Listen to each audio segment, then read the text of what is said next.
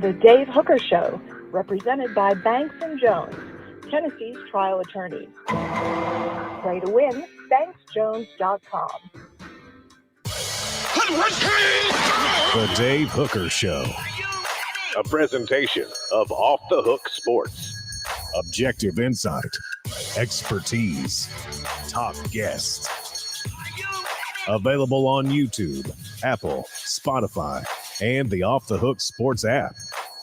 Download now for free. Also available on offthehooksports.com. I compute and obey. Now to Dave Hooker. Ready. Let's go. John Adams will join us in just a matter of time, and we always look forward to that. Caleb Calhoun, how are you, sir?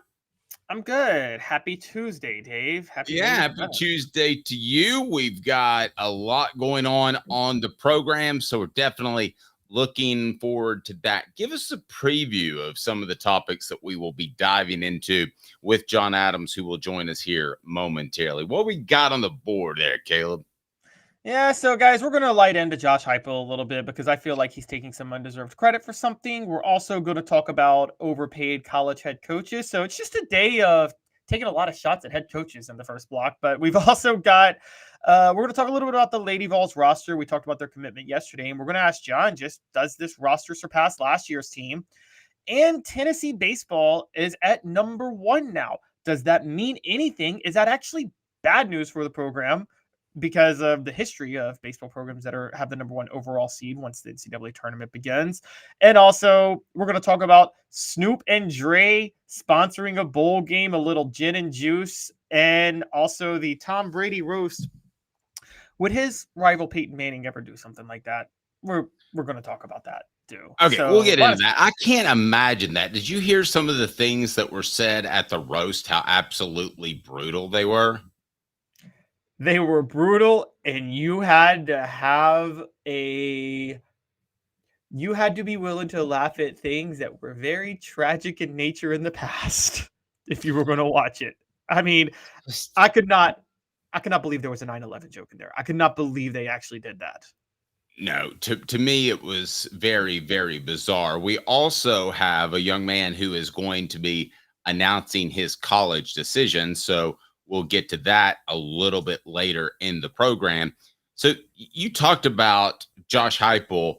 Before we get John on, if you can just kind of encapsulate Josh Heupel's quote about the NFL and what he's driving at, because all comments publicly are made for recruiting.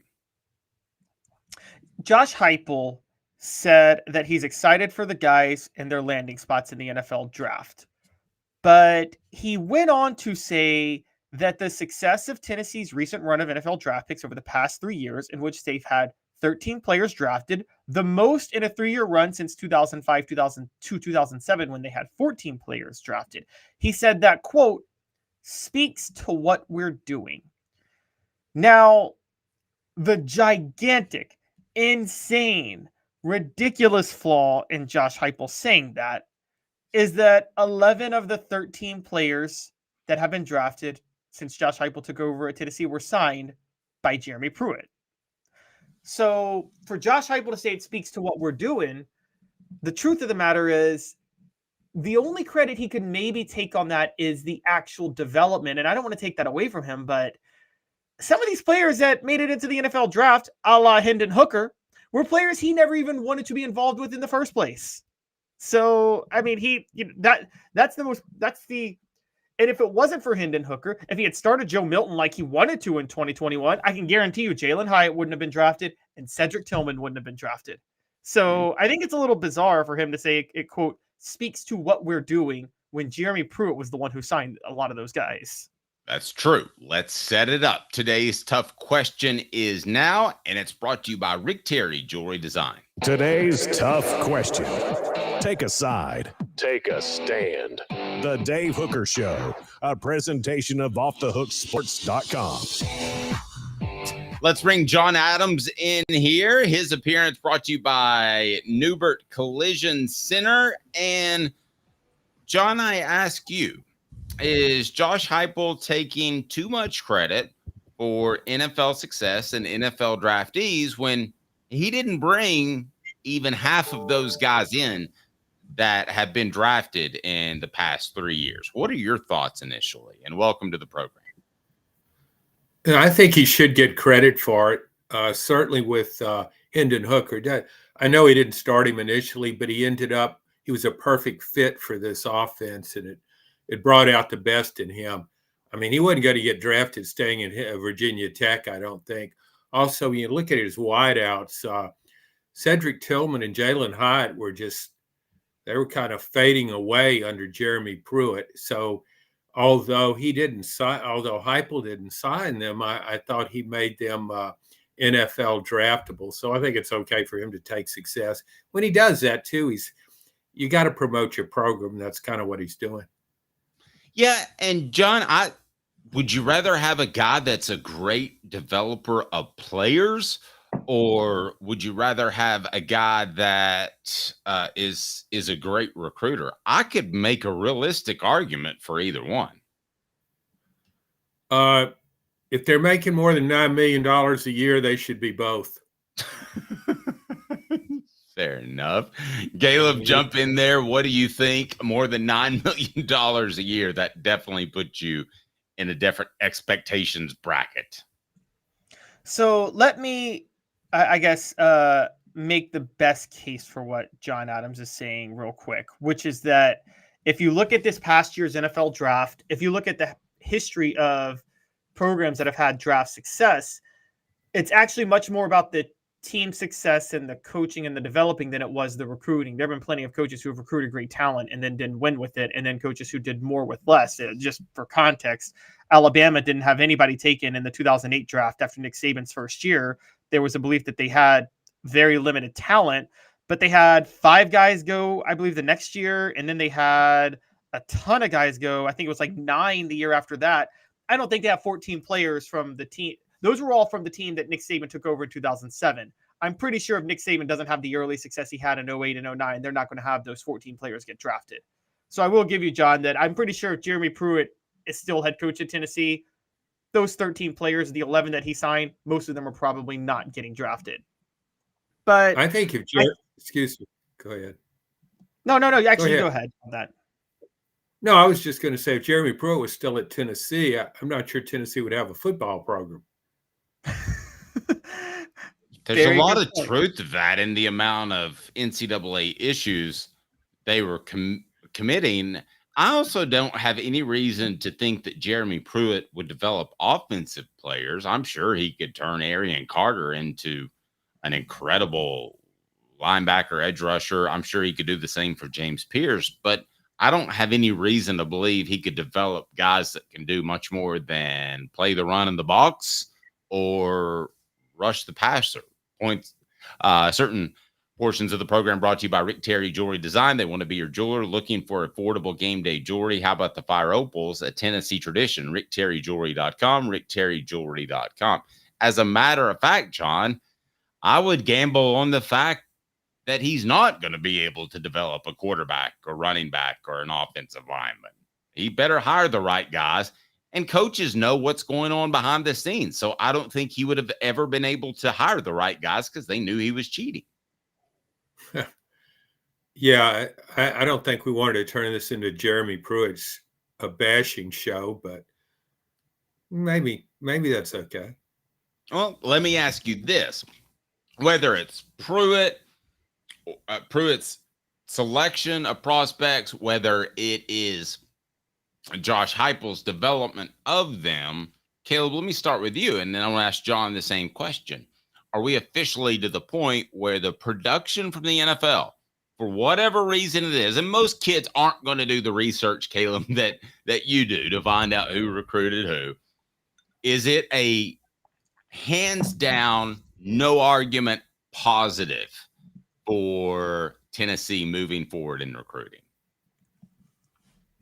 I don't know if I wouldn't say the production in the NFL is, although the production in the NFL helps because not production in the NFL. We're not that far. Just getting selected. Sorry. Yes, getting selected. I would say that is because I would say this: the mark of a good coach, and this is the truth, is if players get drafted higher than they should.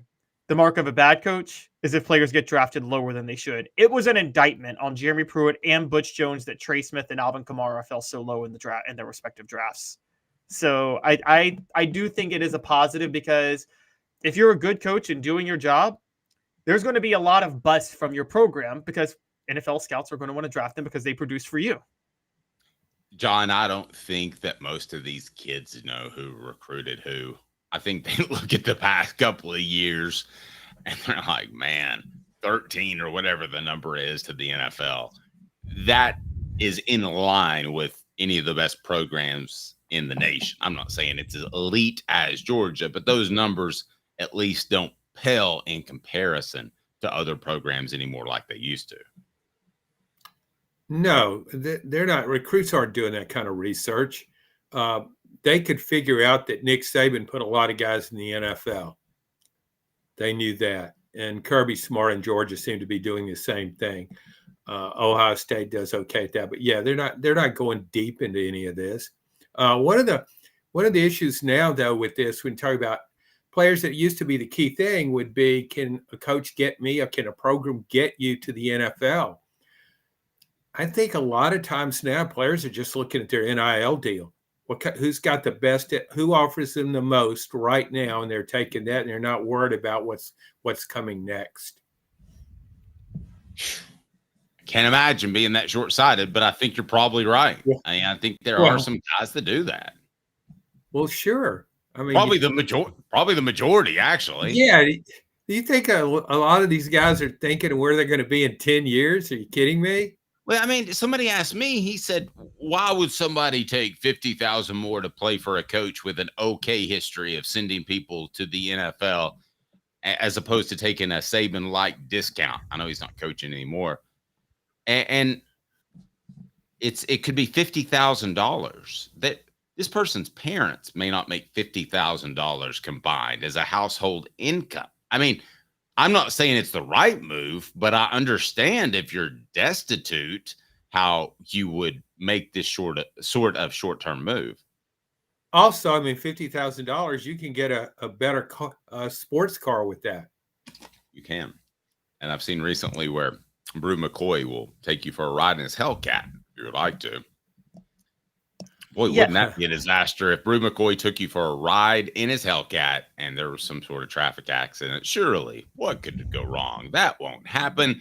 If so, I would say Brew would need to go to Joe Newbert Collision Center that brings you John Adams' appearance each and every week.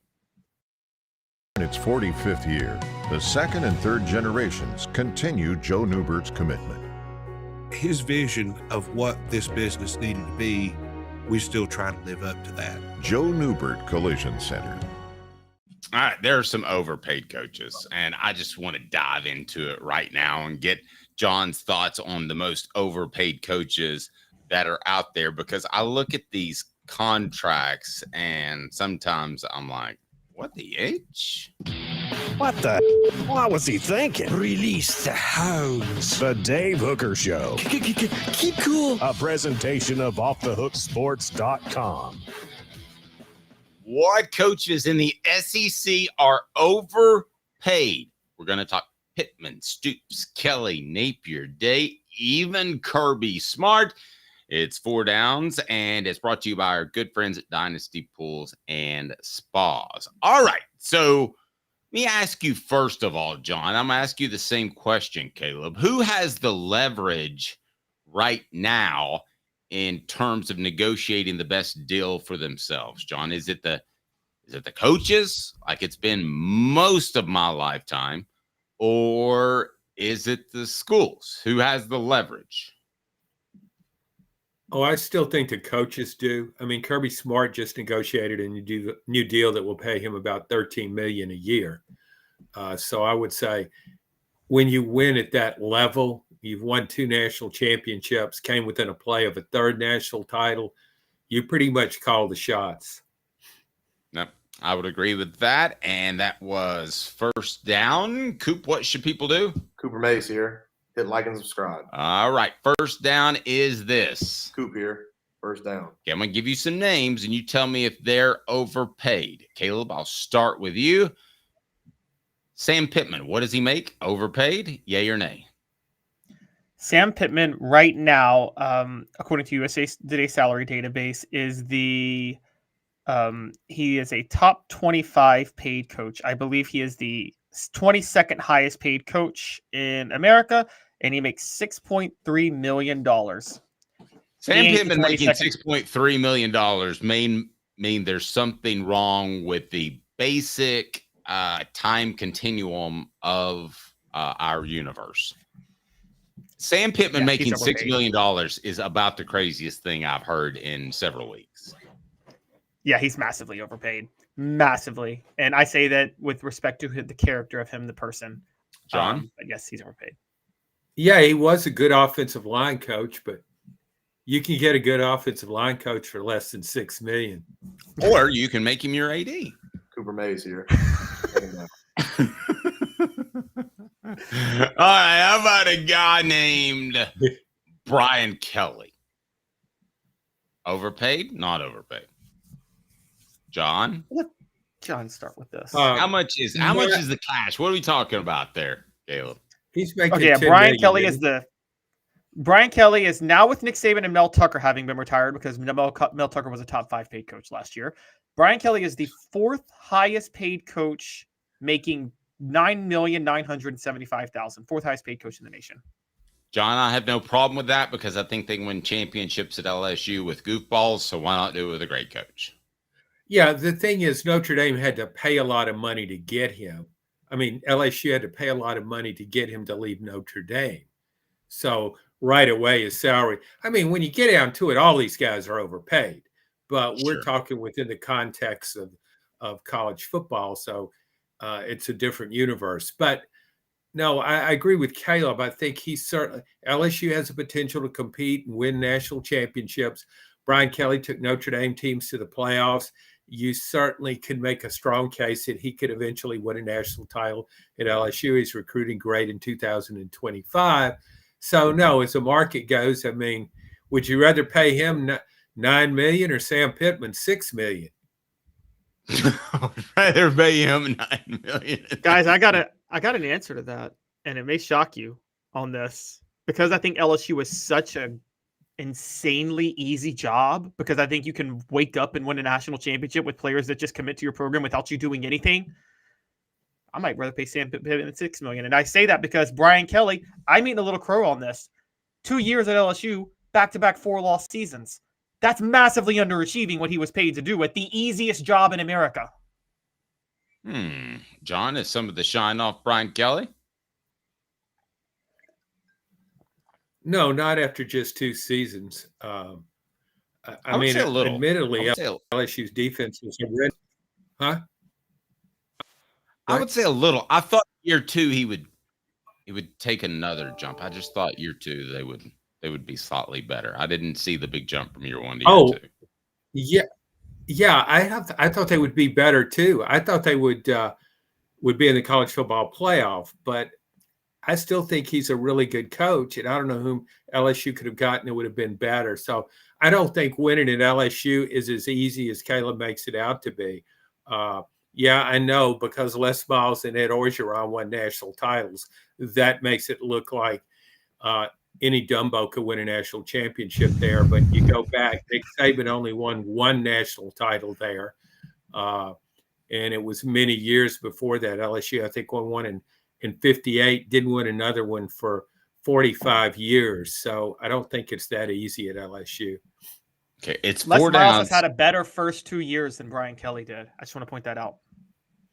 Who did? At LSU.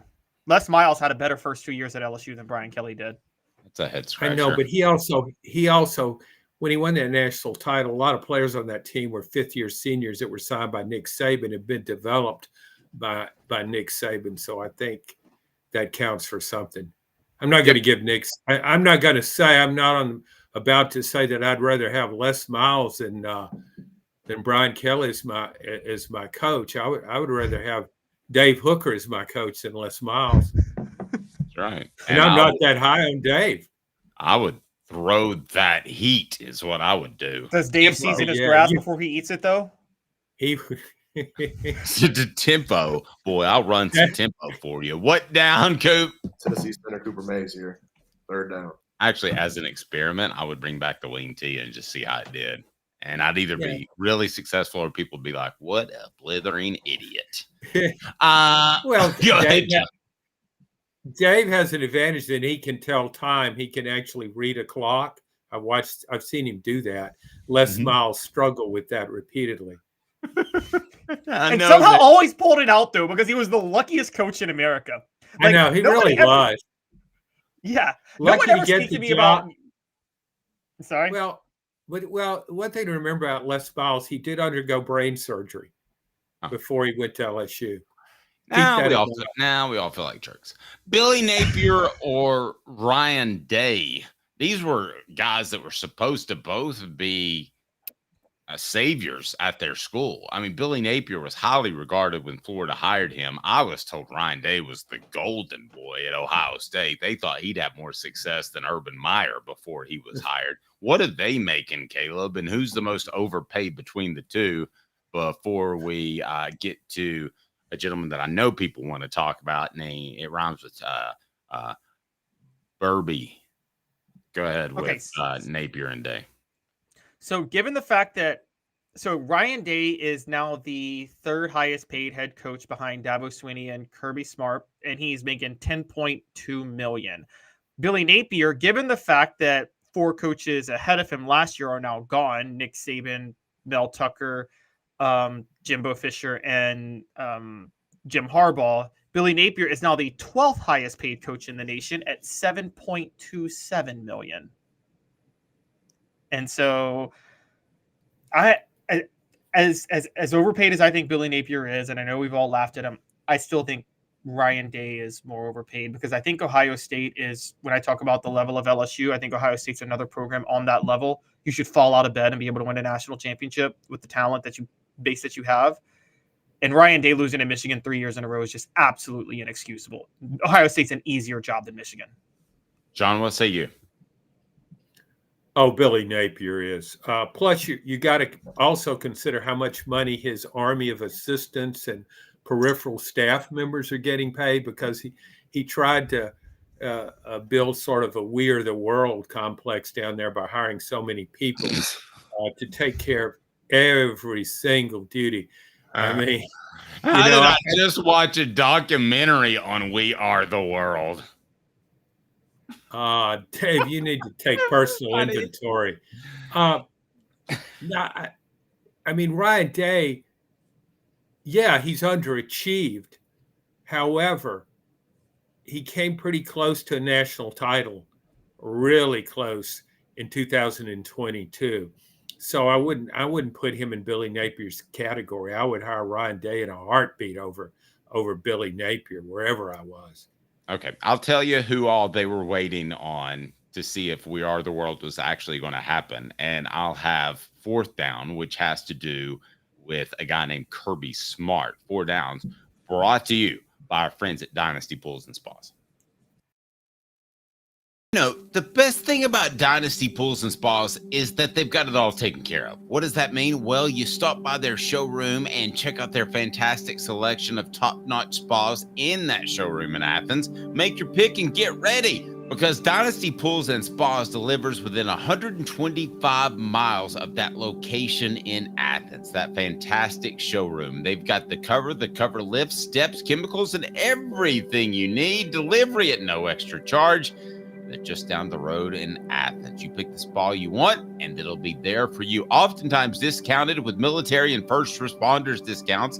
Also blemish models, or just mention Off the Hook Sports. That's Off the Hook Sports for $500 off. There's a discount for you on spas made right here in East Tennessee. Support local. Dynasty Pools and Spas also has the best chemicals for you and your spa and your pool. No fillers, just the chemicals made right here in East Tennessee. Support local. Dynasty Pools and Spas, $500 off if you mention Off the Hook Sports. $500 off if you mention Off the Hook Sports. Dynasty Pools and Spas, dynastypoolsandspas.com. All SEC center Cooper Mays here. 4th down. Ryan Day, what's he making? I'm sorry. Kirby Smart, what's he making? And considering his in-state talent, is he overpaid? That's what Caleb is going to suggest. I bet. Caleb? Yeah, Kirby Smart is the $13 million man, the highest paid coach in history. But again, Georgia is right there with Ohio State and LSU. Those are the 3 tier 1 jobs in America where you can fall out of bed, get a number 1 recruiting class. And so I think, even though he's earned it to a certain degree, and you can't question the production, I think Kirby Smart might be overpaid because I think there's about 10 coaches that could do what he could do. And people are going to call me crazy. And John, before you jump in, because I know you're going to talk about how Georgia didn't win anything before Kirby Smart got there. But there's a history to that too, because we know that when Mark Richt was there, they insisted on a level of, and I give them credit for this, they insisted on a level of discipline and integrity where they weren't going to, where they held themselves to a higher moral standard than a lot of other SEC schools. And I think that held them back. And once Kirby Smart came, they decided, let's just have the same moral standards as every other major SEC school. And that's why they're winning at a higher level now. All right, John, is Kirby Smart overpaid? That's crazy. No, not at all. When you win 2 national titles and almost win a third, of course not. When you compare him to the other salaries, Caleb, you're making it sound way too easy to win national championships. I don't care all the resources you have. It is hard to win a national championship. I mean, Ohio State won. How many did it win under Urban Meyer? 1. He's one of the greatest coaches of all time. You just make it sound like anybody shows up at these schools and they're going to win national titles. It just doesn't happen. Mark Richt was a good coach. He had good players, but he couldn't even get to a championship game. I don't think it was just about Georgia's different standards. I think it's a lot harder to win a national title than what you're saying.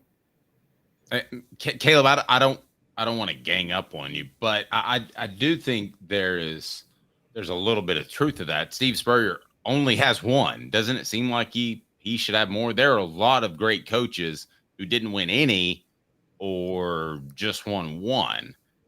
I maybe am with John. Again, don't want to gang up on you. I think it's a little bit more difficult. Now, if you want to go to your LSU example, which is perfectly fine, and I get it, with Ed Orgeron, he also had a generational worker / quarterback / leader in Joe Burrow. Those guys are Manning top guys. They don't just fall in your lap. I think he was that good for that program. So again, not to put you on the defensive, but you think how many coaches could win a national championship at Georgia? Well, I think 10, but I think a lot of national again, there's a difference between what I think is between being a national championship and putting yourself in position for one. And so what I mean by that is Georgia has won 2 SEC championships since Kirby Smart's been there. That's about it. 20. Yes. So from It's 2. okay, so they've won 2 in 8-9 years. That's the exact same number of SEC championships Mark Richt won. And had there been a college football playoff, Mark Richt would have actually been in a college football playoff to compete for a national championship during that time. I'll ask you this too, John, when we look, and you, Caleb, when we look back over the past 10 years, how much do we sort of have to grade everybody on a curve because they had a guy named Nick Saban? There were a lot of good championship teams that didn't win a championship, John, because Nick Saban's team was just a little bit better. Yeah, you can look at college football through that lens, not just in the SEC, anywhere. When you look at what Bobby Bowden did at Florida State, he was one of the greatest coaches of all time. He probably would have won 3 more national titles if Miami hadn't been so good during the same era that he took his program to the top. You could say the same thing about Steve Spurrier. It wasn't so much the SEC that often got Spurrier beat. It was Florida State, because Florida State was at a pinnacle at the same time. So, yeah, I think you can't. Alabama under Bear Bryant and Alabama under Nick Saban. Those are the 2 dynasties in SEC football. Smart's working on one, but not there yet. Now, did you want to address Josh Heupel? Because Josh Heupel, what is his salary now? Where is he? Well, I was going to save that because I was going to do a segment on underpaid head coaches. We'll do underpaid head coaches a little bit later. How about that, John? Maybe even next. Stay tuned. 2 minutes and we'll talk Josh Heupel's salary with John Adams. I'm Dave Hooker. Caleb Calhoun is the man. More coming up, including today's tough question. John's appearance is brought to you by Newbert Collision Center. We love them. Stay tuned. 2 minutes, and we're back with more John Adams of the Knoxville News Sentinel. 35th year, the second and third generations continue Joe Newbert's commitment. His vision of what this business needed to be, we still try to live up to that. If we wouldn't put our family in it, we're not going to put their family in it. If you're going to say that you're doing the best work in Knoxville, now saying it's one thing, producing it and providing it's another. The largest family-owned collision center in Knoxville is Joe Newbert Collision Center. Hi, I'm Rick Terry, and we at Rick Terry Jewelry Designs pride ourselves in the highest quality craftsmanship from a family-owned business here in Knoxville for over 35 years. At Rick Terry Jewelry Designs, we also take pride in being an affordable option for all your game day accessories, especially those fire opals. At Rick Terry Jewelry Designs, we want to be your jeweler every day and especially on game day. Go Vols! Hi, Mike Davis here with City Heating and Air, reminding you to always dare to compare. Our team provides quality local heating and air service, installation, and maintenance across East Tennessee. We use only the best equipment like American Standard heating and air conditioning for your residential, new construction, or commercial needs. Honesty, dependability, and customer satisfaction have been the cornerstones of our business since 1961. City Heat and Air. Dare to compare. Experience it all at Varner Ford in Clinton. Need a quick fix or routine maintenance? Visit our Quick Lane Tire and Auto Center. Keep your Ford running smoothly with the experts in our service department. Ready for your next Ford? Our sales team's here to guide you through. 24 Ford Badlands Bronco, $59,829. 24 Ford Maverick all-wheel drive, $28,540. 24 Ford Explorer XLT four-wheel drive, $49,996. Local you trust, experience you can afford. Varner Ford, your East Tennessee Ford dealership. The Dave Hooker Show, represented by Banks & Jones, Tennessee's trial attorneys. Play to win, banksjones.com. Who's this guy? Hello, wizard. The Dave Hooker Show, Ooh. a presentation of Off the Hook Sports, What? YouTube, Apple, Spotify, and the free Off the Hook Sports app. Back to Dave Hooker. We love it when John Adams joins us on a Tuesday. It'll be Jimmy Himes joining us on a Wednesday tomorrow, and a special guest will announce that will be our new Thursday regular. You got to have some regulars, John, when you run a place like Hooker's Corner. You don't have regulars. What kind of foundation do you have financially to keep the business going when maybe some of your hit and miss clients are a lot of missing or having hard times financially? You want me to comment on that, Dave? I really don't think I do. I think I just scared myself a little bit. So thanks for giving me an out. The Lady Vols, you liked the hire when Tennessee went out and got Kim Caldwell. We have seen a couple of transfer portal players.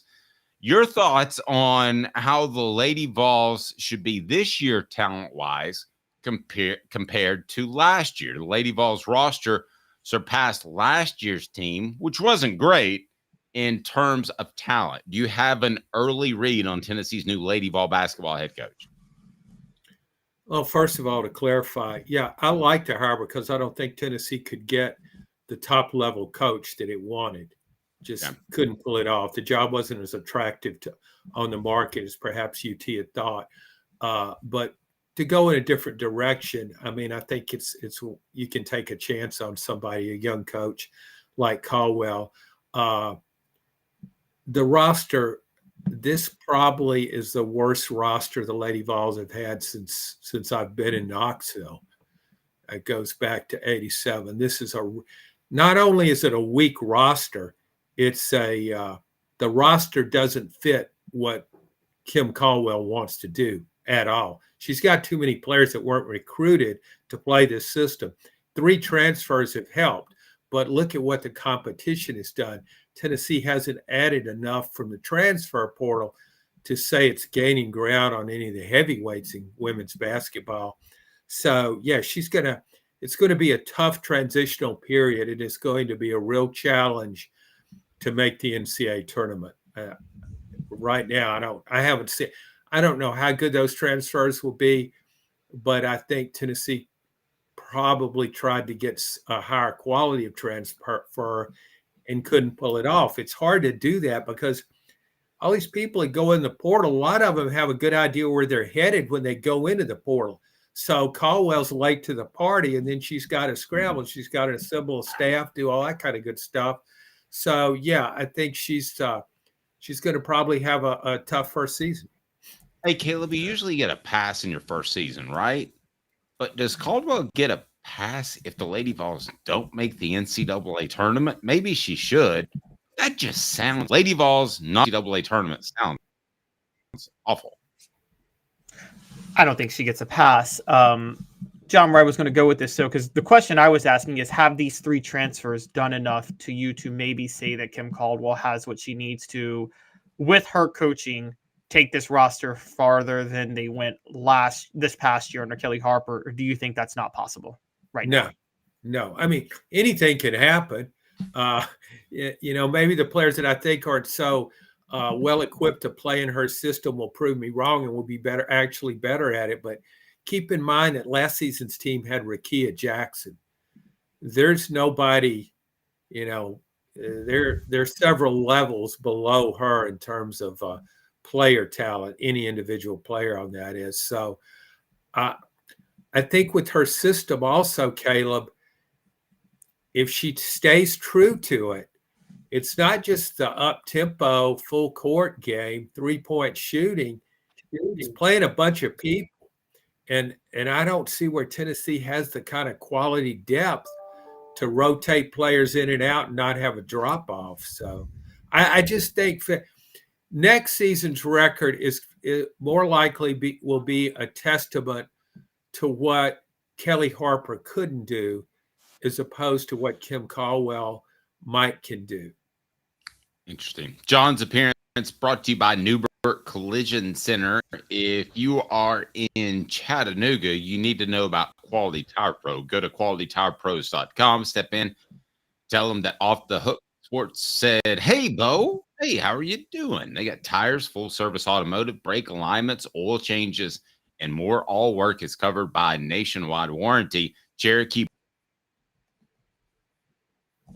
Boulevard, qualitytirepros.com.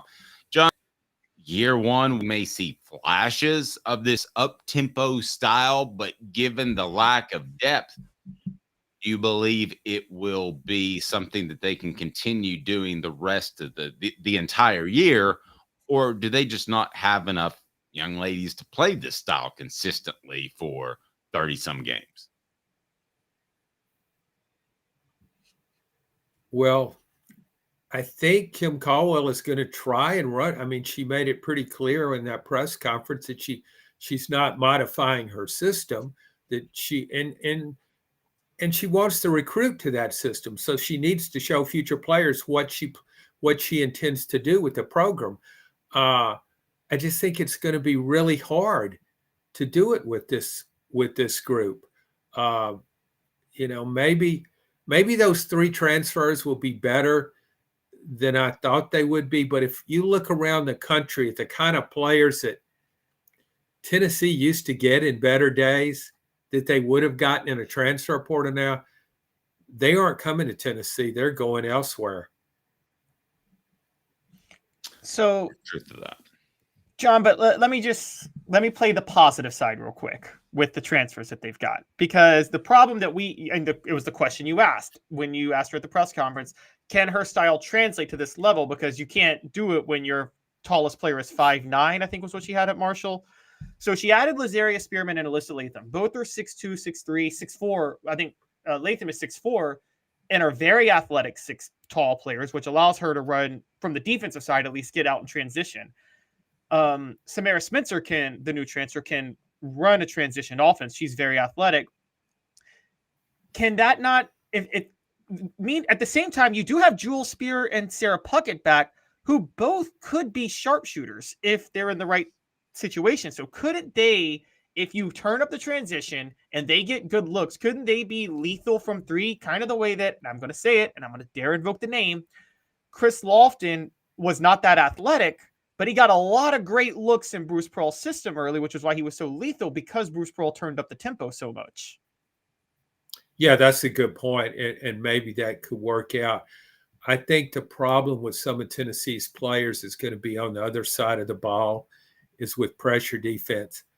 I can't really see Sarah Puckett in a full court pressing defense. I think she would struggle with that, and so would a lot of other returning players.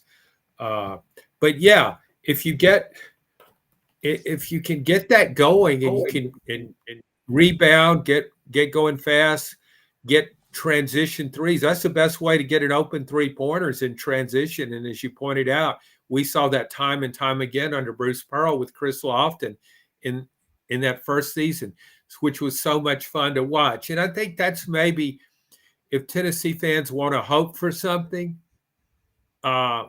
maybe that's what they can hope for, that the players, that there will be enough of a mix. Dave? Yes. Yeah, you're good, John. You're breaking up a little bit, but go ahead, sir. Well, you're breaking up too. I didn't know what was going on there. Are you trying to talk? No, go for it. Well, I'll just wrap it up by saying that would be a best case scenario. And I think sometimes there's a lot of this can come down to how well Caldwell connects with her players. Can she sell players on this system and have them believing in this system? That would be a big positive step. That maybe they aren't physically best suited for this, but if they believe in it, they believe they can make it work, and she's encouraging enough to bring out the best in them. That again would be a best case scenario, I think. All right, John. Great. This day in Tennessee sports history, and give John a second to reconnect. If we can get him reconnected, John, if you can click back on that link, that would be great. And the question I have for Caleb to wrap up this topic, we're going to get John to reconnect.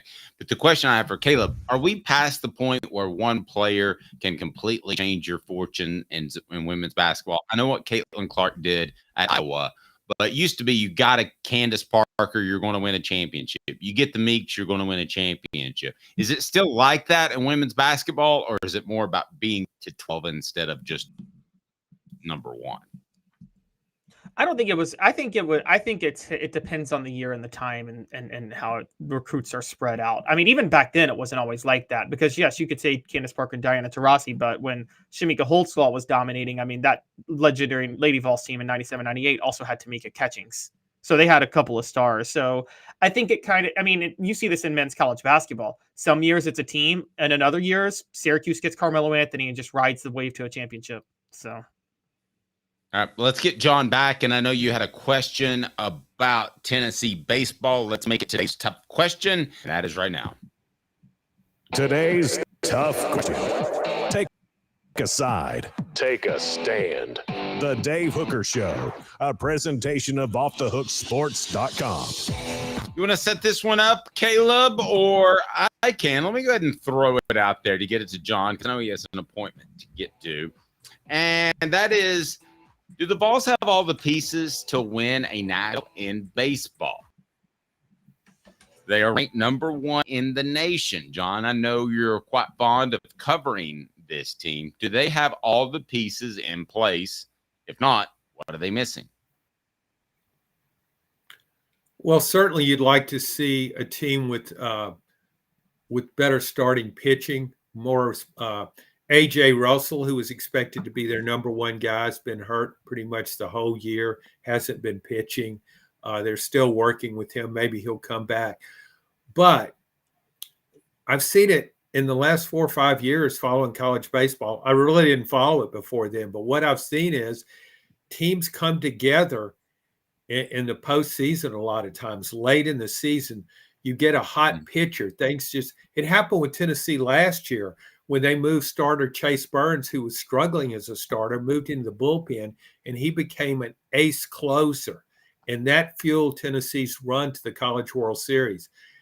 Tennessee has enough pitching where with its lineup and its defense, yeah, it could win a national championship with this team.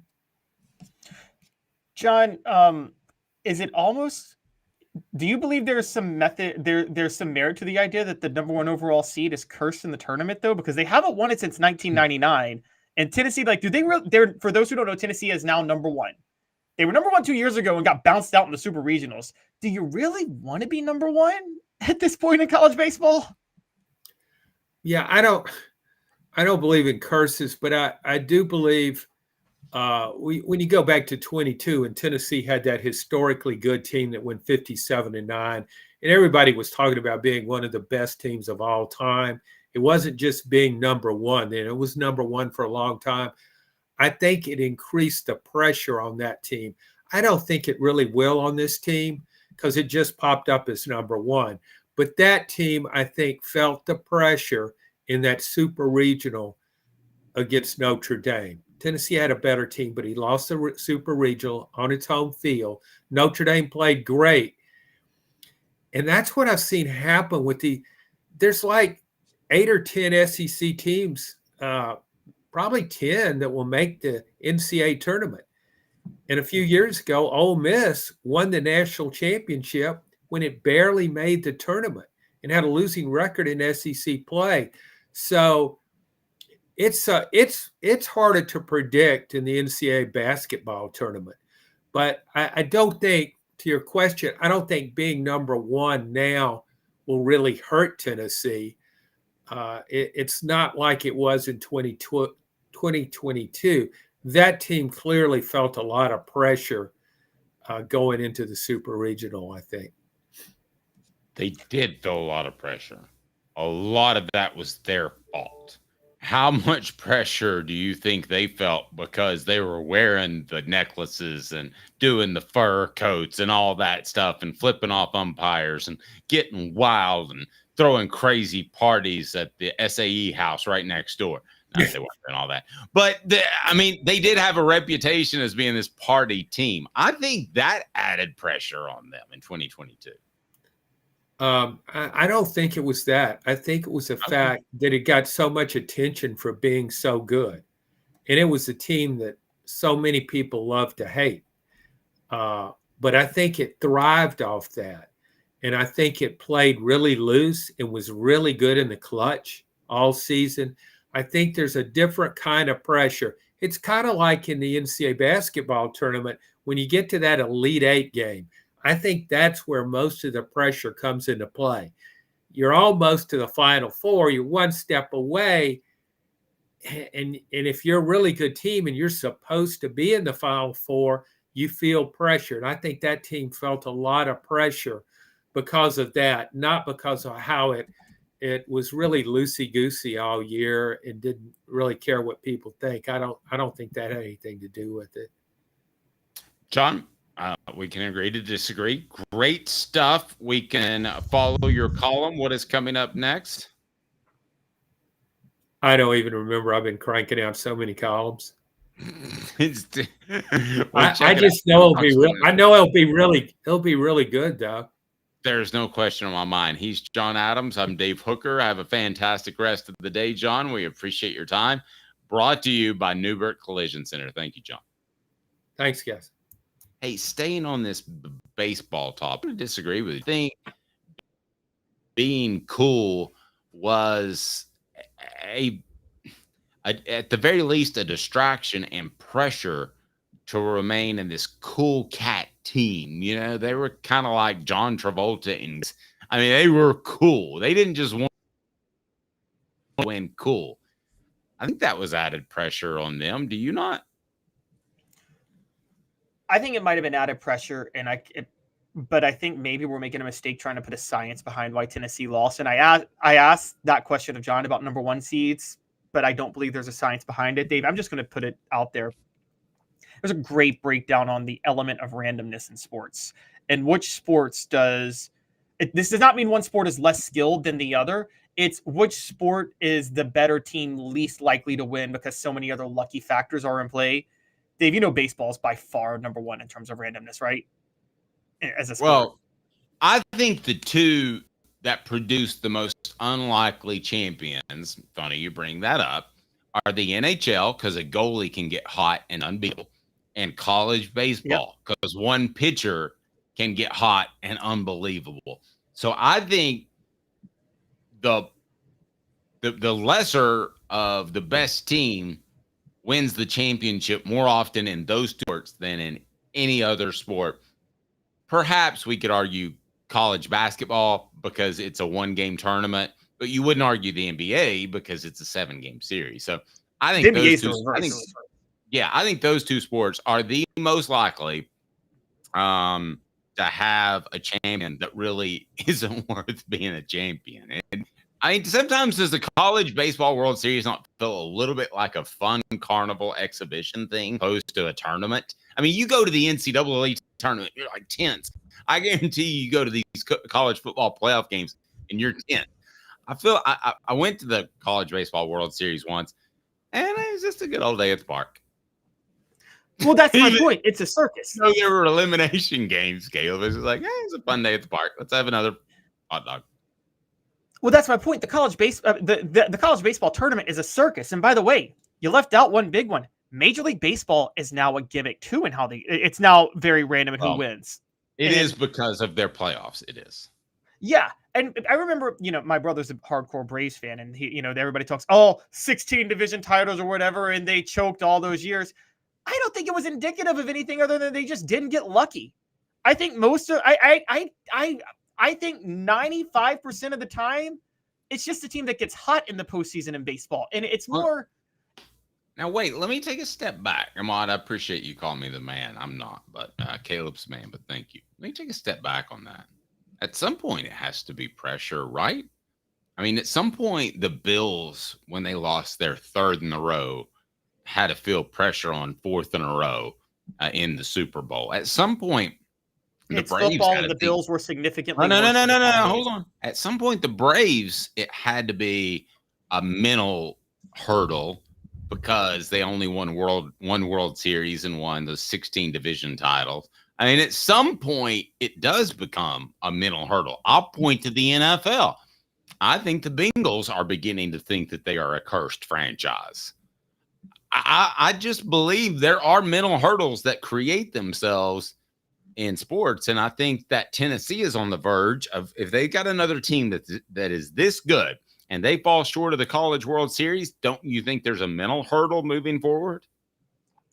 I'm not denying mental hurdles. And maybe the latter part of the Braves run that happened, but like the year after they won the World Series, remember, this, you're a Yankee fan. They were up 2-0 on the Yankees, won 2 games in New York, and then lost 3 straight at home. And then that wasn't a mental hurdle. That was just the luck of how things got red hot at a certain time. And I mean, a game can just be a game. It doesn't always have to have a mental hurdle. But I think if you fall short over years, I just remember I thought this before. And when Mondre Dickerson, the defensive tackle, said, when we play Florida, we get tight, even the coaching staff. That to me was all the proof I needed for my entire career that the things that we surmise and predict that could be happening are oftentimes happening. They had a mental hurdle with Florida. Oh, I believe in mental hurdles too. No, you're not hearing me deny that. I do believe there is such thing as mental hurdles. But it's easier to draw that line with football because football's not as random in who wins. So I guess what I'm saying is when Florida beats Tennessee last year, or in so many other years where Tennessee was clearly the better team, you start to say, that's a mental hurdle. There's no reason they should have lost to that Florida team other than it's crept into their minds that they should. Because football, we agree, more than any other sport, football determines the outcome of the better team. Well, and let me tell you this too. Those Florida teams, people like to say that Tennessee was just better. They were more talented. No, that's not true. I mean, they had a lot of talent across the field. Tennessee had more talent in the 90s at quarterback. It would be difficult to find another position they were better throughout the 90s as a whole. So, no, I think ultimately the 97 team was clearly better than the 97 Florida team. The 97 Tennessee team was light years better than Florida. I would agree with that. And I think we could make a strong debate about the 99 team. as well. Yes. I think the 99 team was better than the 98 team. But nevertheless, for the most part, they were more talented, and that's why they won most of those games. Sports Treasures carrying over 5 million sports treasures and so much more. Follow on Facebook for the best sports memorabilia, daily updates. All you have to do is follow them on Sports Treasures TN, or you can follow us on Facebook at Off the Hook Sports, and we will be sure and share updates with prizes that we had. I had a picture from David Leverton that we'll put up. He said, Caleb, that he's going to go for nose rings because he won our fantasy challenge. So he won a couple of fire opals from Rick Terry Jewelry Design. So there we go. He's going to get nose rings. What do you think about a former Tennessee punter with nose rings? Thoughts? I think it's good. I think it's the modern age, and that's going to look epic. I like it. He may be on the front of a t-shirt at some point. Stay tuned with Caleb Calhoun.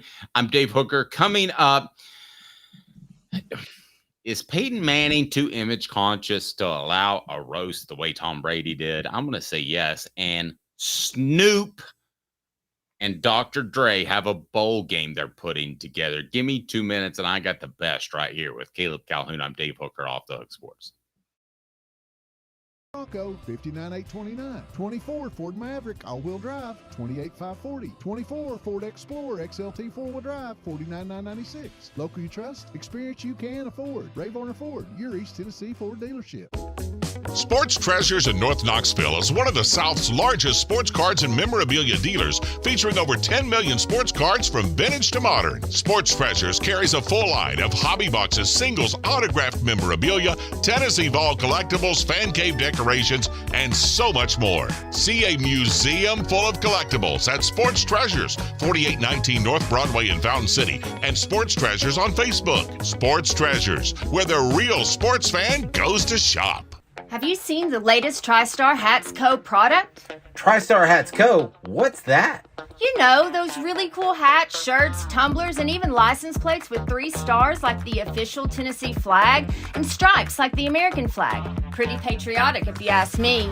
Ah, gotcha. Seen those. Those are cool. Where can I get them?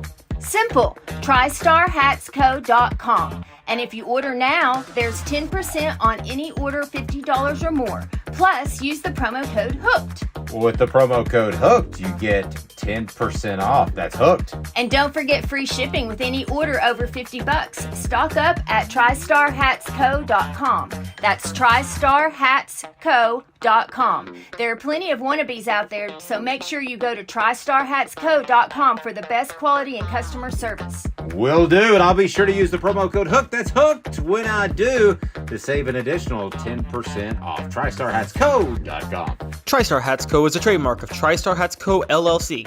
Any use without express written consent is prohibited. Now in its 45th year, the second and third generations continue Joe Newbert's commitment. His vision of what this business needed to be, we still try to live up to that. Joe Newbert Collision Center. The Dave Hooker Show, represented by Banks & Jones, Tennessee's trial attorneys. Play to win, banksjones.com. The Dave Hooker Show. A presentation of Off the Hook Sports. Objective insight, expertise, top guests. Available on YouTube, Apple, Spotify, and the Off the Hook Sports app. Download now for free. Also available on offthehooksports.com. I compute and obey. Now to Dave Hooker. Ready. Maud's going to make me blush. I appreciate that. He said, I like Caleb a lot as well. He is definitely up and coming superstar. Both of you are the new voice of Ball Nation. There you go, Caleb. You're the new voice of Ball Nation. Look at him. Up and coming superstar. He's already a superstar in my mind. Well, this day in Tennessee football history coming up here momentarily. I'll remind you that the program is represented by Banks & Jones, Tennessee's trial attorney, Banks & Jones. Well, it's because they're Tennessee's trial attorney. You can play to win with Banks & Jones because they'll go to trial. You've heard of other lawyers. They say they'll go to trial and fight for you. They won't. They just want to settle. That's the easiest way out. Well, that's not Banks & Jones, led by T. Scott Jones. They won't settle.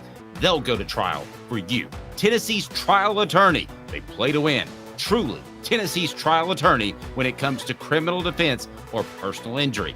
Why settle? Banks & Jones, T. Scott Jones, banksandjones.com. Okay, so chatter on the message board, Peyton Manning has had a roast. I'm aware of that, but if you didn't watch the Tom Brady roast, it was a little something different. It was Nikki Glazer. It was a lot of the people that Jeffrey Ross that don't pull punches when they do roast. This was a totally different level. For instance, I thought the most brutal one was Nikki Glazer said, "You retired and then you came back to the NFL. You retired and then you came back to the NFL. I guess the only thing that you go back to is your pregnant girlfriend." That's pretty brutal. Could you ever imagine Peyton Manning doing anything like that where all gloves are off? Or is he too image conscious? And is that maybe a good thing? Because I don't know how Tom Brady helped himself at all with this roast. And does he need the money? Did he make $25 million?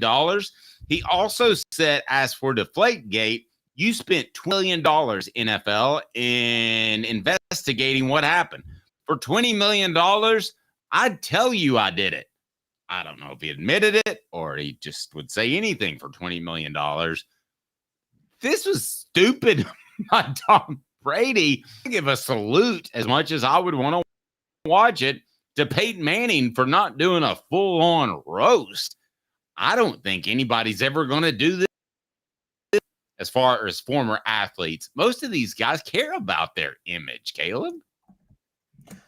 Well, I give Tom Brady a lot of credit because it shows me that Tom Brady was willing to be knocked down a peg. My thing with athletes, and we cover them, it's the same way I feel about actors and celebrities and Hollywood stars and singers, is the way they hate being taken down a peg. And that's why when they are taken down just a little bit, you see Will Smith go on stage and slap Chris Rock around across the face. Okay, because and you see the Hollywood contingency think that's okay. Because how dare you take anybody that's on a certain pedestal down? So Tom Brady's willingness to bring him down a little bit, I'm actually okay with. Peyton Manning, look, Peyton Manning is a little bit different from Tom Brady in the sense of from the second he stepped on campus at Tennessee, he had the Manning name following him. Now, I know Archie Manning did not have a Hall of Fame NFL career, but you're still a coach's son. So you're still thinking a lot more carefully about your image than Tom Brady would be thinking about. Well, and something you may not know either, Arch was the color commentator for the Saints. So I said something yesterday I thought about may have been misleading to you. He still had a prominent football name. It just wasn't the Manning name as we know in 2024. Right. And so I think the level of pressure that Peyton felt for himself resulted in him wanting to craft an image. Also because he was so determined to build a legacy outside of his father, which you see that a lot with people. You know, Eli Manning didn't care following his father's legacy, but Peyton Manning wanted really to create his own legacy / empire. And he's done a lot of things that I think that to somewhat protect that. And he's always thought about that. And it's very similar to Michael Jordan in the NBA. And it's kind of annoying that they both do it. They're so set on their image and how people portray them, which is why The Last Dance was so amazing. Was Michael Jordan, we had all heard the rumors, but he just kind of was like, I want to show you for once just this real side of me and who I really was as a player and just how ruthless I could be, whether or not you like me or not. But this is the results we got. I think I can see Peyton Manning doing something like that one day. Well, now that was surprisingly open, but he still had final say.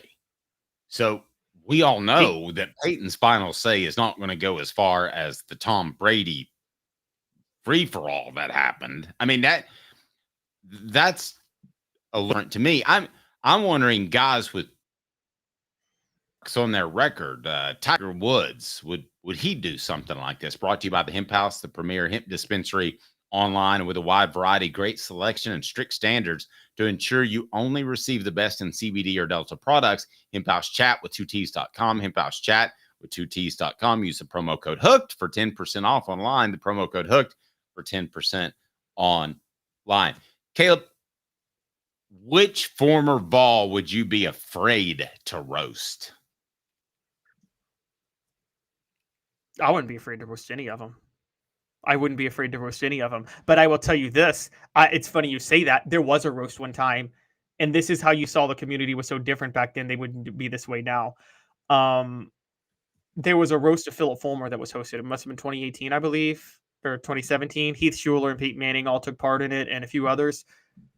It became nothing but just a respect roast. It was like kind of really light roast, like, oh, Philip Fulmer had this habit before games or this, but it was like, no one was going to make a joke on how he couldn't beat Steve Spurrier. But I'm like, okay, how are you not going to, like, it's like, if you're not going to go there, then don't do a roast. You know what I mean? But nobody in the Knoxville community was going to dare roast Philip Fulmer the way they should have.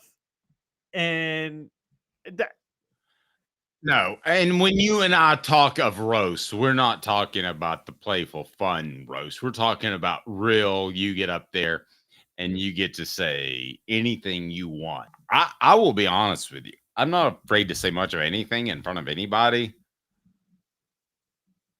I would not want to be in an Al Wilson roast because from everybody I talk to, he does not take those sorts of jokes well. He doesn't think they're funny at all.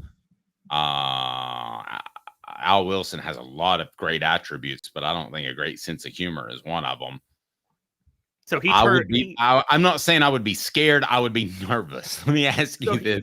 Which one would you be nervous if after the show, they're going to go, Caleb, CC, or as I like to call you, because I love your show. That was a little over the top, son. We need to talk. Are there any of those that you would be concerned about? Nope. If you want the roast, I'm going there. Now, here's what, and Al Wilson, what you're telling me is Al Wilson would be the type to never want to roast of himself, which is fine. Right. Perfectly fine. Now, I don't want people to roast me. Good Lord. That sounds like the worst thing that could ever happen.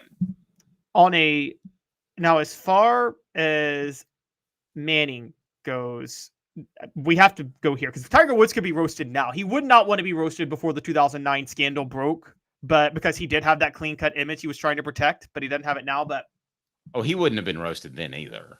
He's been careful with that image forever. So is Peyton. Well, that's what I mean. Well, no, I'm saying Tiger Woods himself, but like now what happened since the Tiger Woods, all those girls he was with, I think he's lost a little bit of care about his image as much. He shouldn't care as much about it. Where I was actually going to go with Manning was, look, there's a very sensitive, you don't want to say legal, but harassment scandal that he was implicated in when he was in college that we know about, that you know about, that has been overdone. I don't think Peyton Manning wants to be in a roast knowing that that's going to be brought up, honestly. And I think that's why he would never. Nobody should want to be in this roast. Which former Vol would you fear roasting is our poll question on YouTube. Al Wilson, Albert Hainsworth, John Henderson, who's the nicest guy in the world. I put him in there because he was just in town recently, or Peyton Manning. Now, Peyton Manning's not going to come beat you up after the roast, but he could make a couple of phone calls to affect your career. Not that Peyton Manning would ever do that, Caleb. Peyton Manning would buy every house in your neighborhood and purposely devalue it so he could devalue your home. That's what he would do. That's a type of like revenge. And I mean, that is a compliment, don't you? I mean, he'd go around and put bars on all the houses so that people believe there was a huge crime problem in your neighborhood. If he didn't like it. Listen, he's never damned since Dan Patrick said something that made him mad. And I don't even know what that thing is. Once he picks that you're not a guy for him, or you're not a gal for him to work with, he's not going to want to work with you. Well, he did work with Mike Vanderjagt for 3 years after Mike Vanderjagt said that he was, didn't have any passion. But Peyton Manning got his revenge by saying our liquored up kicker. This is a thing. I've heard this from a lot of people and a lot of his close friends that, like, if Peyton Manning has issues with you, he's going to make sure he gets the last word no matter what. And I mean, that's why, again, I think the trainer thing was overblown. But why did Peyton Manning put it in his book and willingly reopen the lawsuit? He just wanted to have the last word, didn't he? Well, let me ask you this too. Was that is it a character flaw to want to be conscious of your image? I think you can go too far, certainly, but for the most part, I think that's a character strength, don't you? I mean, I don't think you should. I don't think you should want to. I don't think you should do it because you care what other people think about you, like your peers at work. I don't think I should care about my image because of what, let's say, Caleb Calhoun thinks about me or Stacey Oliver, who's one of our writers. I think you care about your image, not overly concerned, but just because you want to be respected as somebody who's a good person. Peyton Manning, I think, does take it a little too far, and he's a little too sensitive. He almost turned down. Remember when he was throwing the soft footballs at the kids in Saturday Night Live? He almost turned that down because he thought that would hurt his image. It ended up being monstrously great for his image. Yeah, I think if you try to protect your image too much, what ends up happening is other people will tear you down, and then you fall harder because you were so trying to paint yourself as a godlike figure. And I just think that's a mistake. Well, and along those lines, don't think that people weren't waiting for Tiger Woods to stumble. That's an absolute fact. Now, I don't think people are waiting for Peyton Manning to stumble, and I don't think he has anything like the Tiger Woods thing. But there were a lot of writers sitting there waiting for Tiger Woods to stumble. All right. Who else would you like to roast? Let me ask you that. A former Vol. Well, I would like to actually have gone to the Fulmer roast because I would have nuked him. But that's I would love to roast Fulmer. I would love to I thought about maybe Candace Parker, but I have too much. I can't think of too many negative things I'd say in a joking fashion to Candace Parker. Because what are you going to criticize her for? I think mine would be just because I'm friends with him, Fred White. And I know more about Fred from a personal perspective than I do other guys. But Albert Haynesworth would be great. But I'm telling you, there is a chance that Albert Haynesworth would get up off of his chair and attack you on the dais, on the podium. I'm telling you, you think I'm kidding, but there is a chance that would happen. Which would be bad Albert for all of us. Haynesworth, Would it not? I hear that Albert Haynesworth is extremely nice and then just kind of goes into a mode where he goes crazy and doesn't have great control over when to turn it on or off. Which it's kind of, yeah. So I think, John, you're right. And it sounds like, according to what you're saying, Al Wilson always has it on. He never has it off. Even in just his regular life, it's always on. John Henderson seems to have the perfect balance of when to turn it on, his mean streak, and when to turn it off. I would have loved to roast Reggie White before he passed away. Rest in peace. I think there could have been a lot of jokes I could have made at Reggie about how ineffective he was as a player his first 3 years, how much of a mercenary he was in the NFL after leaving Philly. Let me go to the message board. Who would you most want to roast? Somebody said Inky Johnson. You don't want to do Inky Johnson.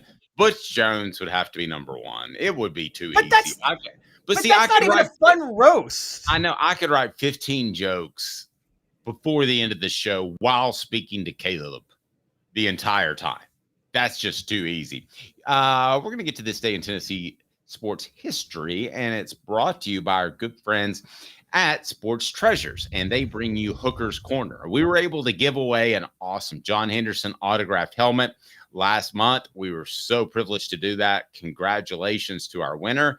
The helmet we're waiting, by the way, Arya, on your address. So it'll be out. And we will give away a grand prize gift each and every month. We'll also have increased contact with us, recruiting information as well. And it's just $9.98 a month. Sign up now for the remainder of the week. You get your selection of a TriStar prize, which you can see right up here. Here's a TriStar prize. If you want to look on our screen there, if you're on our visual platform, it's an awesome hat, but you can choose from the Tennessee hat or the American hat. So everybody that signs up this week does receive a prize, and you'll also receive Celebrate 98, the untold stories behind Tennessee's 1998 national championship. So we're giving some stuff away to those that join Hooker's Corner, just $9.98, and you're going to make that back in your first shipment. Plus, you'll be available for drawings as we move along. Join Hooker's Corner today. I'm going to put the link right in the message board. We would love for you to join today. Again, increased interaction with me and Caleb Calhoun, which we really, really like. So there it is in the message board.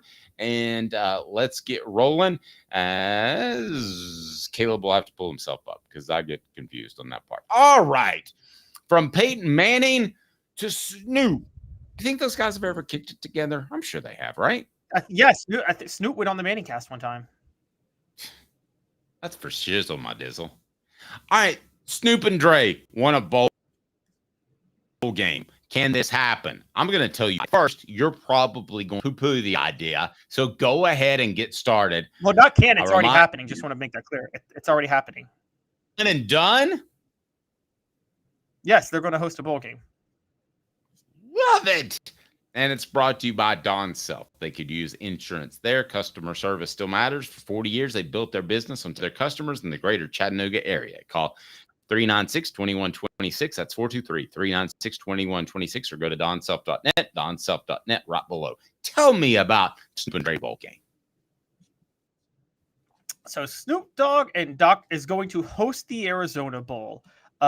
He and Dr. Dre are going to sponsor it. The Arizona Bowl will now be called the Snoop Dogg Arizona Bowl, presented by Gin and Juice by Dre and Snoop. Is going to be how it's happening. And Snoop released a video message where he said college football fans are exhausted by the constant talk around NIL, conference realignment, coach movement, transfer portal, and super conferences. So it's time that we get back to the roots of college football, when it was focused on the colleges, the players, and the competition, the community, the fan experience, and the pageantry. I'm ready to bring the juice back to college football.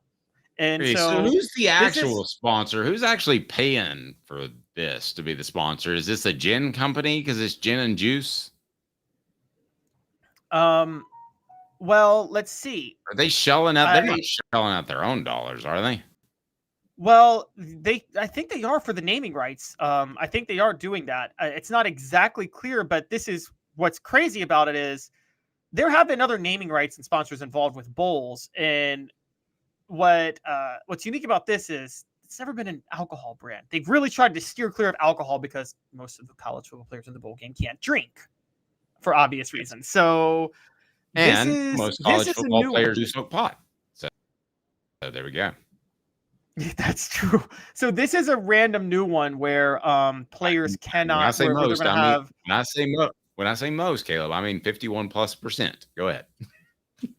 Oh, I don't even blame them. Like the level of pain they're taking, they should. I actually encourage it. But where I'm getting back is that so this follows like Jimmy Kimmel now has a bowl that's sponsored. It's the LA Bowl. But I actually think the Snoop one is a little bit unique. And here's why I think this could work. Snoop, for those who don't realize, and I get it, we're all shrouded in covering the SEC. We know SEC culture in and out. What people don't understand is for a certain time period in California, Dave, you know this, there's a deep-rooted college football culture in pockets of Southern California because of USC. Deep-rooted. Very, very, very true. Yes. And, I mean, the Rose Bowl, if anybody's ever seen the Rose Bowl, if you want tradition and pageantry brought back to college football, watch the Rose Bowl. They understand the pageantry of college football better than any bowl committee possible. So it's weird and people don't really get it, but as much as college football is a regional Southern sport with a couple of Midwestern pockets, weirdly pockets of LA and Southern California love college football because of the USC tradition. Snoop is somebody who understands that and understands the history of it. I mean, you know, look, talking about a guy who was growing up when Marcus Allen was at USC, who's one of the greatest running backs of all time. Talking about a guy who was living in LA when the OJ trial happened. Whatever you think about OJ, that dude is in college football lore. I mean, he's one of the greatest college football players of all time. It's true. And whatever you think about Marcus Allen, he's damn lucky because he was supposed to be that waiter that night. Anyway, go ahead. But you think OJ could have gotten him, though, the way he got Ron and Nicole? Marcus Allen would have beat the heck out of OJ. I don't know, but I think having a 9-inch knife helps. I think he would have stood down if it was Marcus Allen because OJ's such a coward. And That's a different story. Back to the All Blunt Bowl. Yes, but I think this is great because I think Snoop actually understands what the pageantry of college football is about. He's not just going to try to. He's not just saying this. And I think Snoop, if there's anybody that could make college football cool on the West Coast again, it's Snoop. And here's the other part. I believe the Arizona Bowl has a Big 12 tie-in. The Arizona is now in the Big 12. Many of the Pac-12 schools have joined the Big 12. This is part of the Big 12's move of understanding a unique way to make college football still appealing beyond the way it's appealing to the SEC. Look, sorry, and this is why I say this about Greg Sankey. You don't have to work that hard to make college football appealing in the Southeast. There's no creativity that's required, okay? No.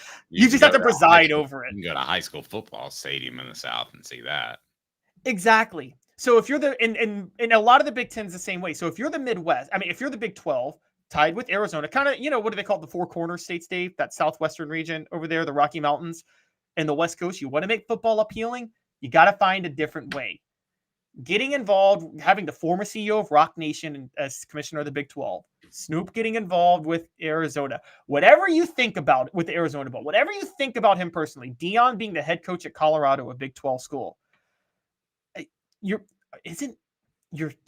seeing a way college football is going to become. Do you think it's artificial, or do you think this could really make college football matter in places outside of the Southeast just in a different way? I think all you're saying and being associated with those people makes it hip. Whereas college football compared to the NFL just 4 or 5 years ago, I thought was viewed as the old man's version.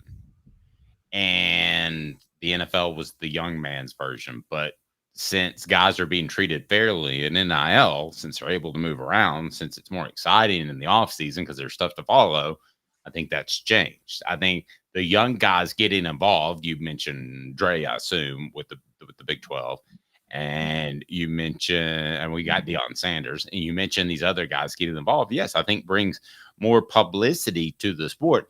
I've said before, whether it's this Snoop Bowl or whatever it is, the trend for college football is going up, up, up, up, up. And people, my NFL fan friends, think I'm crazy when I say this, but college football is going to be comparable in viewership to the NFL within the next 10 years, maybe even 5. I'm not saying it's going to beat it consistently, but the numbers in the big games are going to be significant. I'm not going to say the numbers of the regular season are going to be significantly comparable because you have so many more teams that individual people want to root for. But when you start getting to the playoffs, I think those numbers within 5 to 10 years, you tell me if I'm wrong, Caleb, I respect your opinion. I think they will be comparable to what the NFL is throwing out in their playoffs. I really do. I don't know if it's a long-term thing, but I will say that I've agreed with you from the start that the next 5 years of college football is going to explode. I mean, Shannon Terry himself said that, and by the way, he's been how ahead of the curve has Shannon Terry been on every single business he started related to college football. And he has said college football is in the second inning of a rocket ship about to launch to the moon. My question for college football, and I've said this for a while, I believe that rocket ship is going to launch to the moon. Will it go for the stars after that, or is it going to come crashing back down to earth and not getting new followers the way they need to? Because that is the question. Or will it make the moon? Apollo 13 didn't even make the moon. True, but they at least came back safely. That's true, and they circled it. TriStar hats for the latest in TriStar hats. Go to the original, TriStarHatsCo.com. It's right below TriStarHatsCo.com. We love TriStar hats. And if you join Hooker's Corner, and the link is right there on the message board, you will get a TriStar item and a Celebrate 98 book just for joining. It's $9.98. That's it. And you'll get inside info and great stuff on the Vols from me and Caleb, and that connectivity as well. We certainly appreciate that.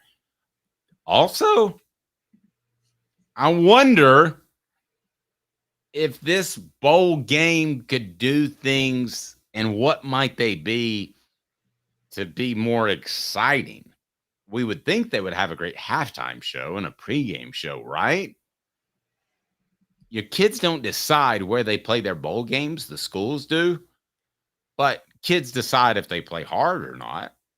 I bet you if you're going to, and let's take a Liberty Bowl that means nothing, or this bowl that means nothing, I bet the kids will play harder because it's the Snoop and Dre bowl game. May sound idiotic. Do you think I'm being idiotic? Well, it depends on how this is worked in. I hope this type of stuff, by the way, ends up getting worked into playoff games. Honestly, I think that would make it more fun. But I think one of the things they would understand, and I mean, I would just say this. I don't know if anybody's ever been entrenched in it. I just know it through family ties and things like that. Exterior family, in-laws. The HBCU culture has a very, very, very steeped in tradition college football culture. And the big thing for those is the bands. I'm sure you know about that, Dave, the bands for the HBCUs. The bands are huge. It's a big point of pride. I mean, in a lot of if you guys ever go to HBCU games, a lot of times they won't even be watching the game. That's when they're getting their food and stuff. And then everybody's in the stands when the bands are performing at halftime. Everybody. Well, we had a school, and I can give you an example. We had a school called Austin East in Knoxville. And what would happen is people would get their ducks in a row, in which they would basically recruit that school. And for instance, you could say you wanted to go to Latin at Powell, and they didn't offer Latin at Austin East, which was an inner city school. So I'm giving you all that background to tell you that at times Austin East was horrible. At times they were great. If they got their kids poached, they were horrible. But I can remember many times Powell playing their rival, Austin East, which was an African-American school. And I can remember nobody coming to the game from AE until about 10 minutes before halftime. And then they all wanted to see the band because they would lay down the instruments, dance. It was super cool. And then they would pick their instruments back up and keep playing. Yeah, it was worth watching. I didn't watch bands except for the AE band. So I know what you're talking about. Yeah, there you go. Exactly. And so it's a huge part of HBCU culture for when college football, as you know, was huge among HBCUs before integration, because that was where they would go. And this, the AFL and NFL would scout the HBCUs more than they scouted the SEC for a period of time in the 60s because of how good the talent was there. And that's where the band culture really got big. Well, nowadays, a lot of these bands, what these college bands do, they focus a lot with current music. So they're very up to date on hip hop music and things like that. And you're right, the dancing and stuff is really cool with how they incorporate it in. You don't think Snoop is aware of that? You don't think people like Deion are aware of that?